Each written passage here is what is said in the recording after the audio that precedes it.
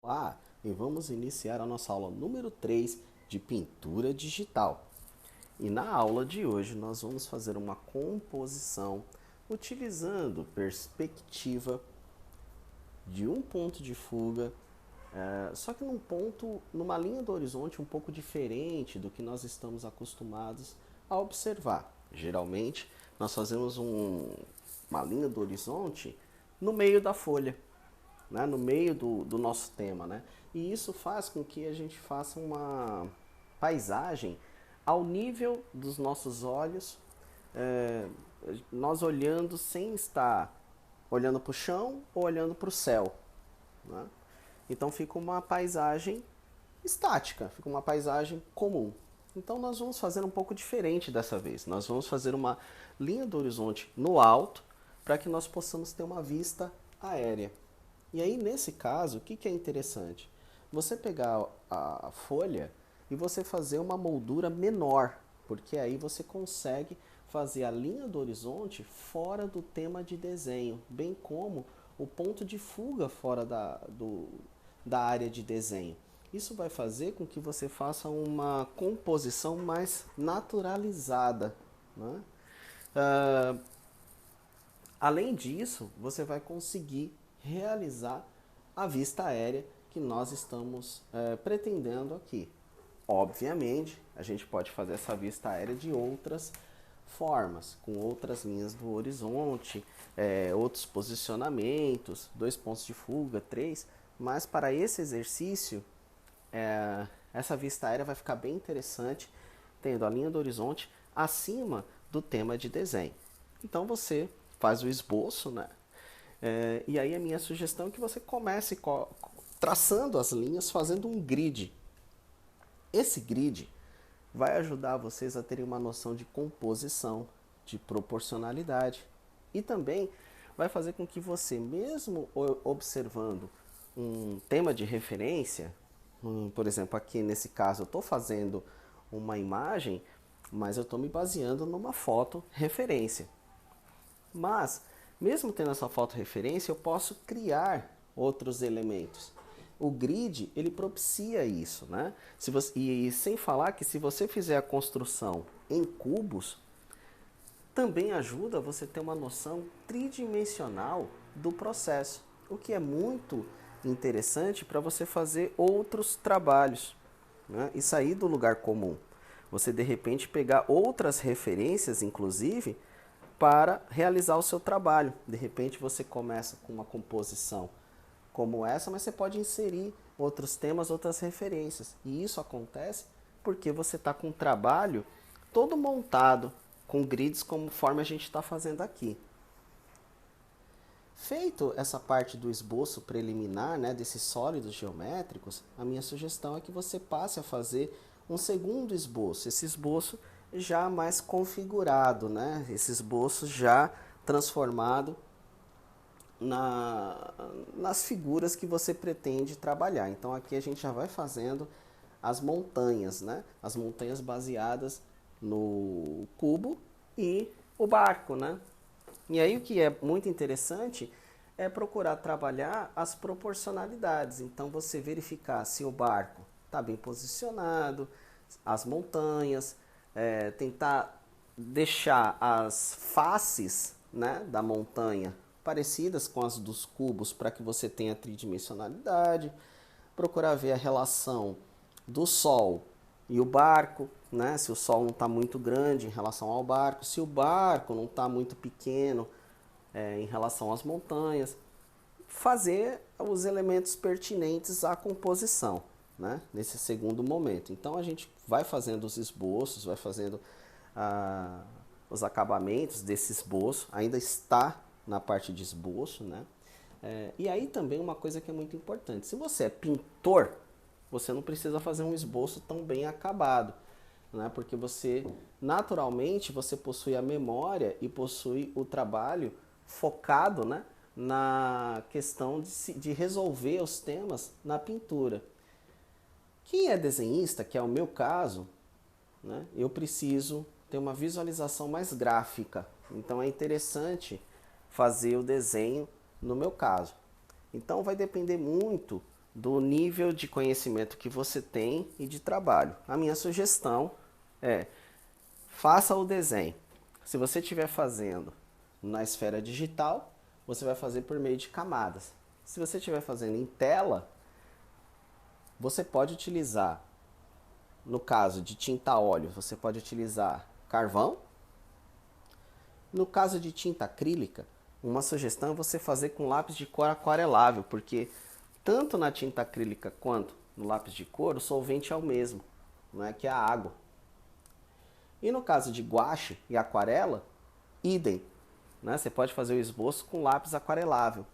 E aí, na hora de você passar a tinta, as camadas de tinta, o lápis aquarelável ele vai diluir também, porque ele tem o mesmo solvente em comum.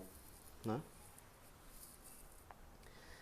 Feito o esboço, você decidiu que o esboço está pronto, você pode, na esfera digital, né, ajustar a composição de acordo com o tamanho da folha.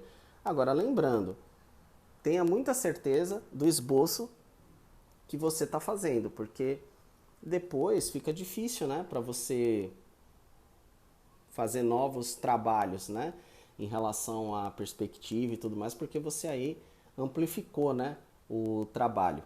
Então, só faça se você tiver muita certeza do que você quer. Como eu já sabia, como eu já tinha delimitado as linhas, né, de perspectiva, então eu aumentei aqui sem nenhum problema.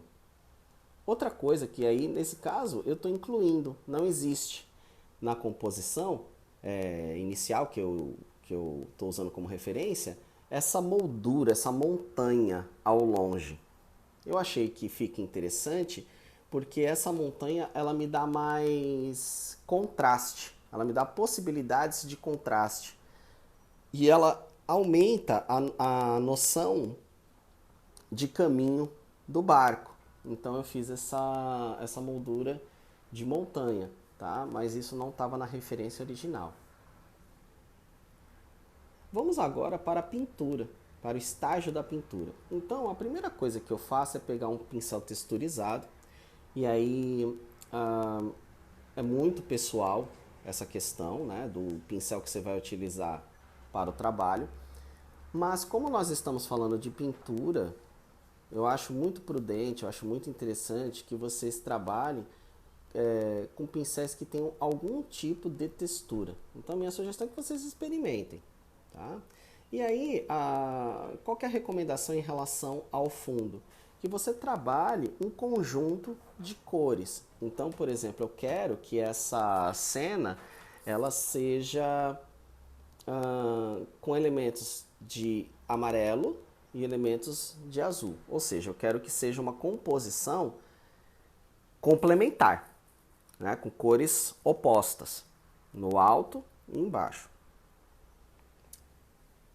Entre o azul e o amarelo, nós temos o verde, né, que é um tom secundário. A mistura do amarelo e a mistura com o azul vai dar o verde. Então, você pode trabalhar como uma espécie de contraste entre os dois, né? Essas gradações de verde. A gradação de verde, ela vai dar uma impressão de que a água está sendo iluminada pelo sol.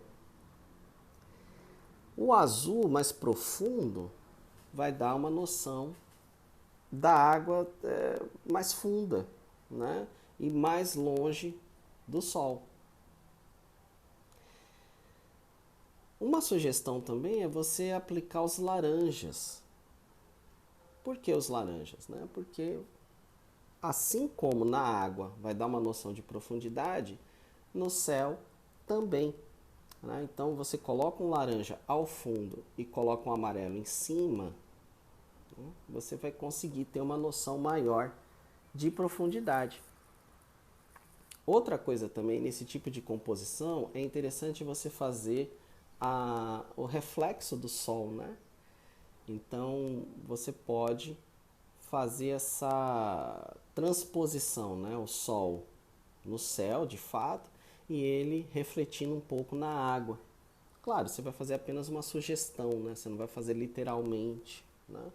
mas na pintura funciona muito bem. Em relação às montanhas, como que você vai trabalhar, né?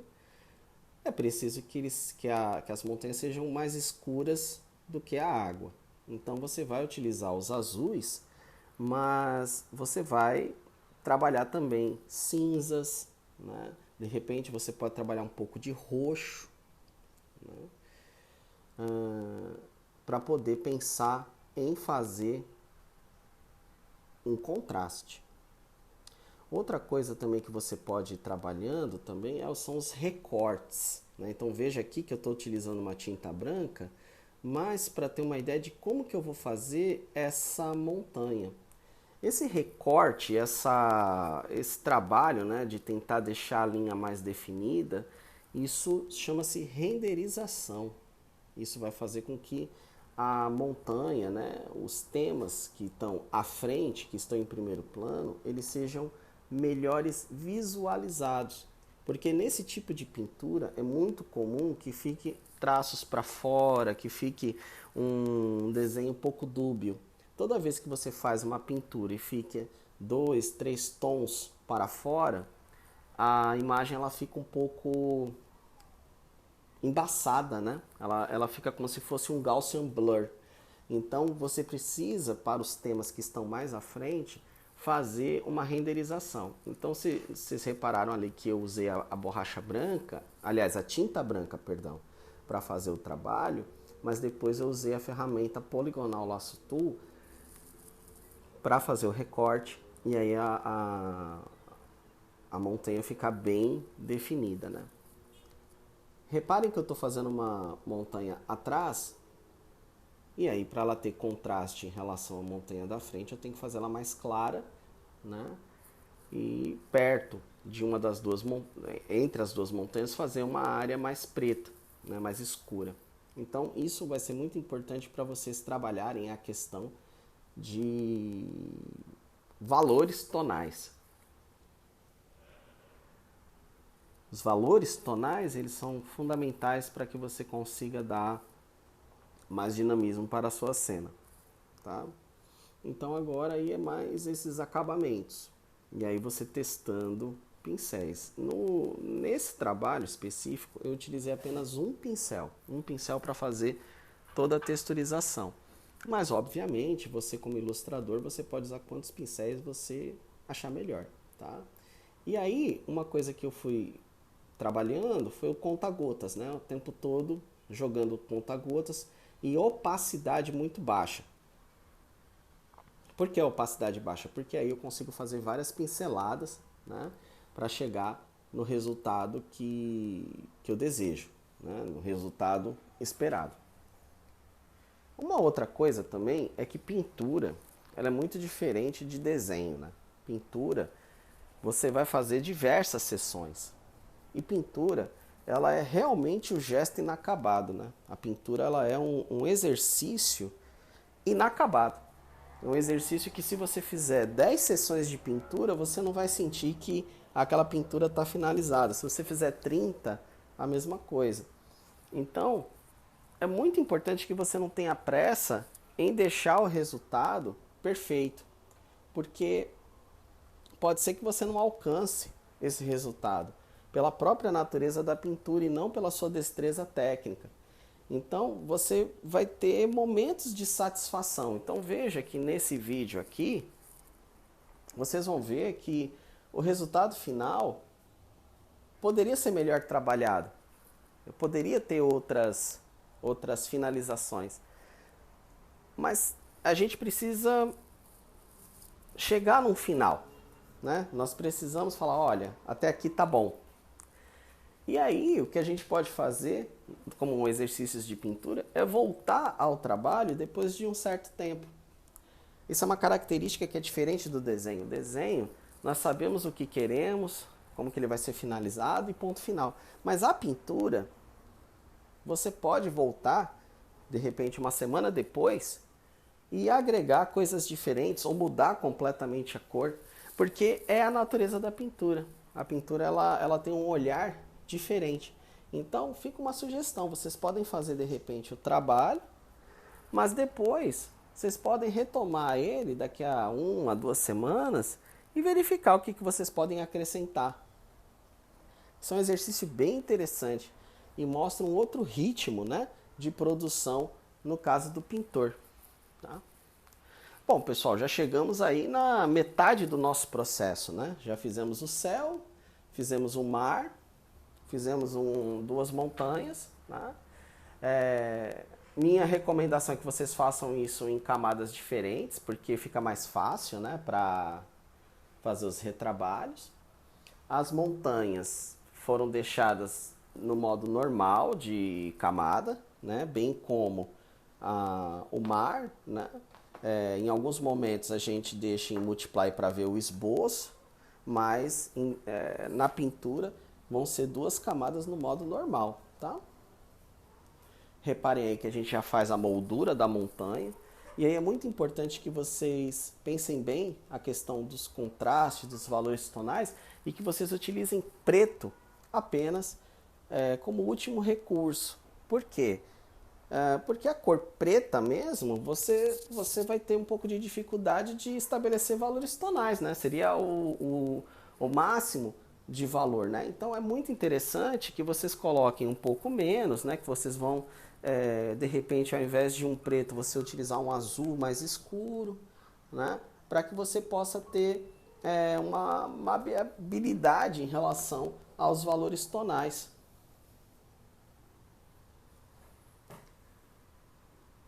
É sempre bom vocês revisitarem o esboço, né, para que vocês não saiam muito do que vocês planejaram.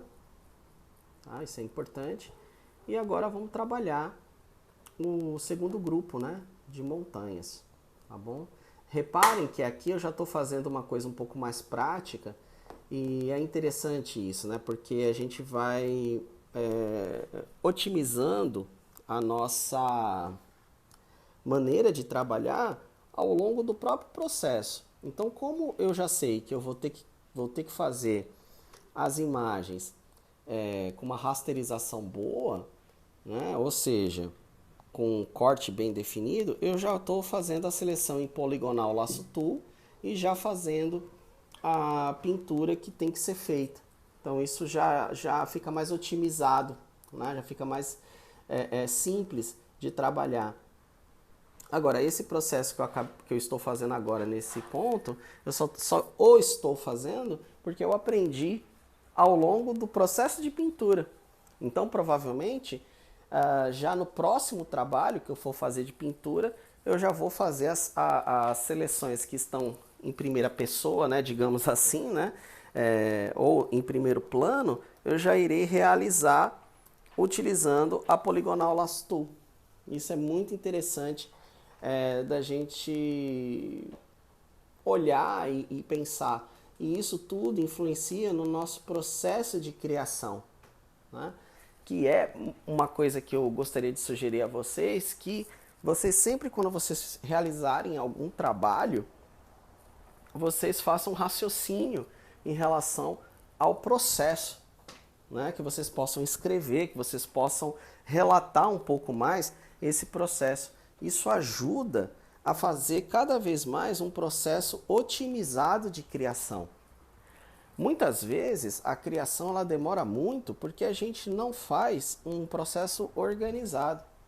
Então, quando nós escrevemos os processos, quando a gente pensa num método, quando pensa num passo a passo, os trabalhos eles acabam sendo mais rápidos, mais efetivos e ele acaba abrindo espaço para fazer realmente as reflexões e as contemplações artísticas e não tanto técnicas, né?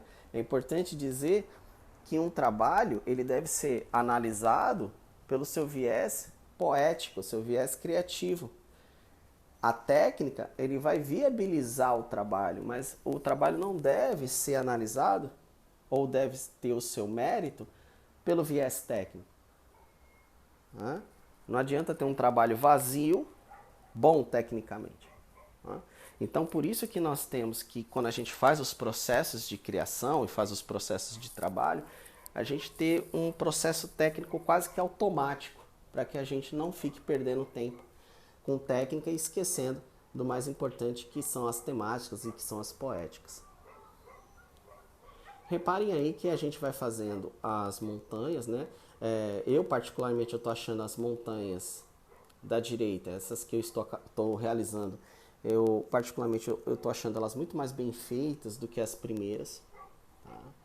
E isso é aquela prática, né, que a gente vai obtendo ao longo do processo, né? Basta ver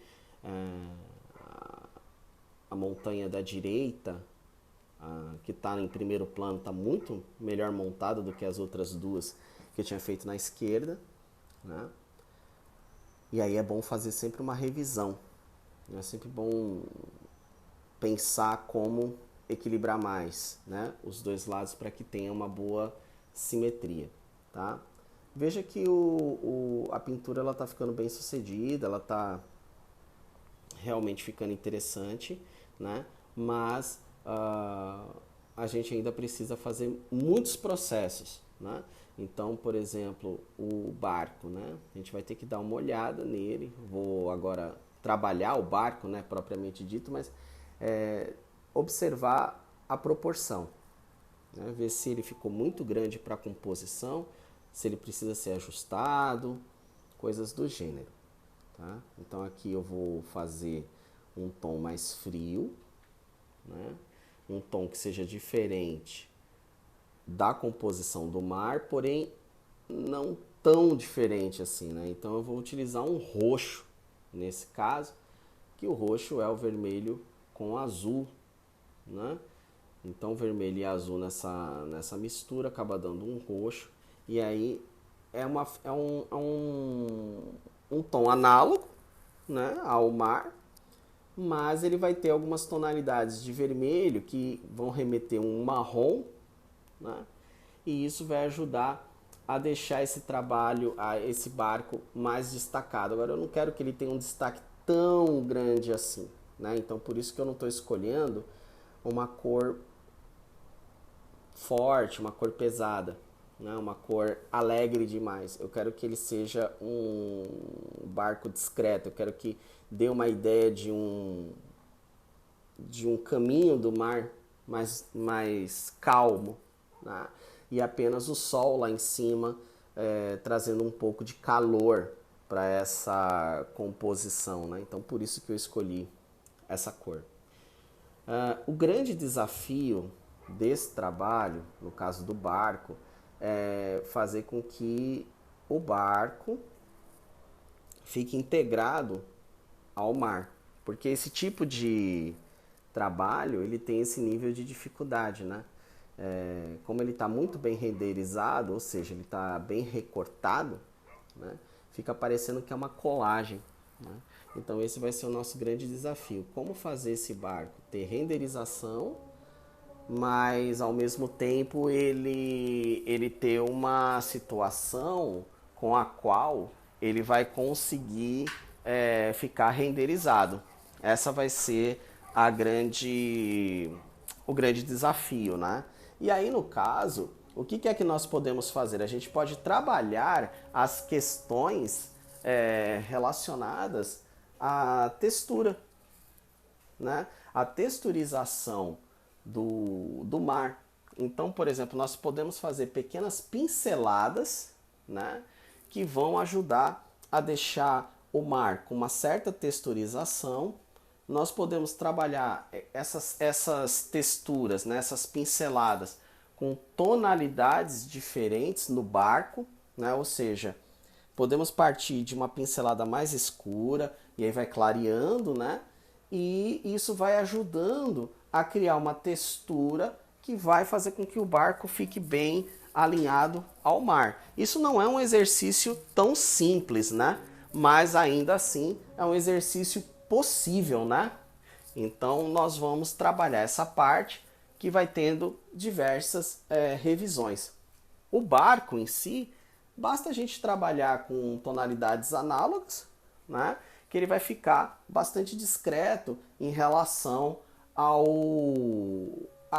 cenário de maneira geral. Outra coisa também que é muito interessante é a questão do navio, né? Então você pode fazer, por exemplo, ali, a gente fez uma vela que ela é listrada, né? Então, é claro, você pode fazer um outro tipo de vela, você pode fazer outro tipo de barco também, né? Ali a gente fez um barquinho bastante genérico, né? Você pode acrescentar pessoas nesse barco, né? Se vocês repararem, o barco ali ele tá bem escuro, então não dá para saber quantas pessoas tem, enfim, né? Então a gente fez ali uma sugestão, na verdade, mas você pode incluir outros elementos que vai ficar bem interessante também nesse trabalho, tá? Vamos dar uma olhada agora aqui, ó. Sempre faça essa revisão, né, dos trabalhos, sempre faça o redimensionamento, sempre dê uma olhada como é que você quer realizar essa questão dos trabalhos, né? E uma coisa, uma sugestão que eu dou para vocês é de vocês estarem trabalhando vários elementos, né, específicos de renderização. Então, por exemplo, aqui, no caso da bandeira, né, vamos utilizar a ferramenta Lasso Tool para poder melhorar um pouco a renderização do trabalho e dar um pouco mais de destaque, né? Então vejam aqui que a gente usa a Pen Tool, a Lasso Tool, perdão, e vamos utilizando aí algumas pinceladas mais fortes, né? Por exemplo, aqui eu estou usando quase um rosa, né? Para poder dar um pouquinho mais de destaque. Reparem como o barco ele está separado do mar, né? Então a gente precisa fazer um trabalho em relação a isso. Tá errado a ilustração dessa forma? Claro que não, não existe erro na arte, né? Mas uma coisa é fato, o barco não parece que faz parte da cena. Então a gente precisa resolver essa questão, né? Uma coisa também que é muito importante é tomar cuidado com a direção de arte. Então, por exemplo, reparem que a gente está trabalhando com texturas e estamos trabalhando com degradês, né? Então, ficaria estranho, de repente, você fazer um risco preto ali, gráfico, e ficar com tentando dar uma cara de mar, né? Então, procura manter a mesma direção de arte para todo o trabalho, tá? Então, por exemplo, aqui, a gente está fazendo essas pinceladas pequenas, para tentar deixar o barco mais integrado ao mar, mas essas pinceladas são com o pincel texturizador, o mesmo pincel que a gente está usando para toda a composição. Então, mesmo sendo um elemento estranho, né, essas texturas são um elemento estranho à composição, como eu estou utilizando o mesmo pincel, vai dar unidade. Então tomem cuidado um pouco com isso, tá? Outra coisa também é fazer essa texturização, fazer esses pontilhados, né? Ou pontilhismo, se você preferir, numa camada à parte. Porque como dá muito trabalho esses pontilhismos, pode ser que você não goste do resultado, né? Pode ser que você ache o resultado ruim e simplesmente desistir da ideia. Então, se você fizer numa camada que está integrada, né, ao mar, você vai ter muito trabalho para refazer esse trabalho. Então, é claro, a gente está falando aqui de pintura digital. Se for na pintura numa tela, e não tem jeito. Mas se for numa pintura digital, faça em outra camada, né? E aí, a minha sugestão é que você faça primeiro no modo normal, porque no modo normal você vai ter a noção exata das cores que você está utilizando, e depois você pode fazer uma mesclagem. Você pode utilizar sobreposição, overlay, multiply. Você pode fazer uma mesclagem de camadas para poder chegar no resultado que te interessa. E aqui eu estou utilizando o quê? Eu estou fazendo um diálogo pontilhista, né, em relação ao degradê. Então, por exemplo, aqui embaixo eu estou utilizando azuis mais escuros, lá em cima eu vou utilizar amarelos, né? Por que eu vou utilizar amarelos lá em cima? Porque eu quero fazer o reflexo do sol na água, né? Posso inclusive utilizar um pouco de brancos, né? Um branco misturado com azul, né? Você nunca vai. Uma sugestão é você não utilizar o branco puro, tá? você utilizar o branco amarelado ou branco azulado para poder integrar mais o mar, né? Mas eu vou utilizar também esses pontos para poder enxergar a pintura com alguns brilhos, com alguns efeitos. Reparem que agora eu estou fazendo esses pontilhados, né, com a cena aberta, ou seja, a cena geral, né? Por que eu estou fazendo isso? Porque é um trabalho de acabamento e o zoom atrapalha um pouco, né? Se por um lado o zoom ajuda a dar uma pincelada melhor, né, no sentido de você ter mais precisão, por outro lado, o zoom ele atrapalha a questão da visualidade, da visibilidade da cena. Então, muitas vezes você está lá fazendo uma textura, fazendo todo um trabalho complexo de textura, sem saber o que você está fazendo. Então, isso vai ser um equilíbrio que você vai ter que ter ao longo do trabalho. Ou seja, essa visão de longe e a visão de perto. A visão de longe e a visão de perto.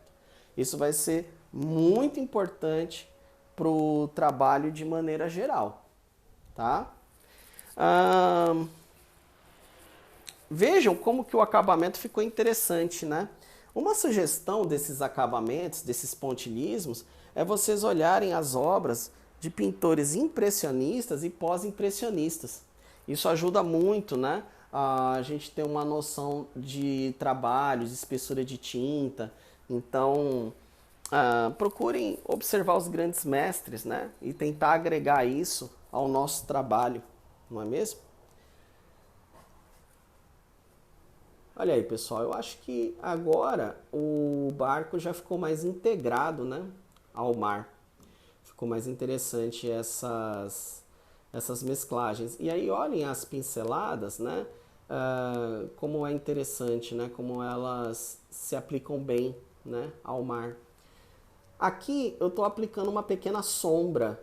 Essa sombra em diagonal, você pode ver que ela é muito comum quando você olha para os prédios, né? Muitas vezes você tem essas sombras em diagonal. Então essa sombra ela pode ser uma sugestão da montanha realizando uma pequena sombra em relação ao barco. E aí você tem uma pequena fresta de sol. Essa pequena fresta de sol, esse pequeno eixo, né, que foi feito agora, vai fazer com que o espectador ele olhe para o barco com uma certa atenção, tá? Esse pequeno spotzinho de luz. Então, isso faz com que a gente, de maneira positiva, né, manipule o nosso leitor a observar e olhar o que a gente quer. Nós queremos que ele olhe para o barco, mas a gente não quer que ele olhe para o barco de uma maneira gritada, não é mesmo? A gente não quer que seja um barco com extremo destaque. A gente quer que ele dê uma olhada no barco. Então, essa pequena sobreposição de cores ajuda demais a nós termos esse efeito. Vamos também criar um pequeno contraste em relação às montanhas. Então, vamos fazer com que o sol reflita um pouco as montanhas, tá? Então, aqui a gente vai utilizar um que a gente chama de luz refletida. O que é a luz refletida?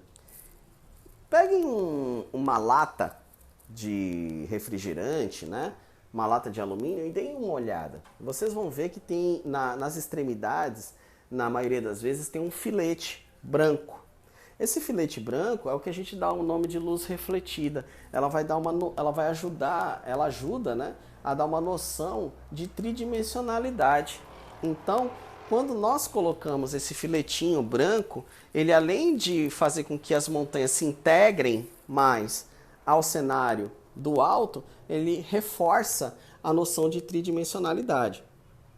É claro que aqui você vai ter que ter uma parcimônia e você vai ter que observar como você vai fazer essa luz refletida, porque às vezes fica muito pesada, né? A luz refletida fica uma mancha muito grande.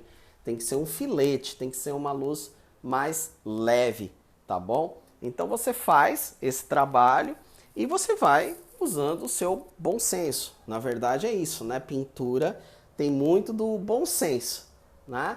Então procurem fazer esse trabalho e observar como que você faz esse trabalho de luz. Olha que coisa interessante. Esse trabalho de luz que vocês vão fazer nas montanhas também vai se refletir na moldura da montanha que nós fizemos lá ao longe. Porque como é que você vai justificar aquela montanha ao longe toda escura?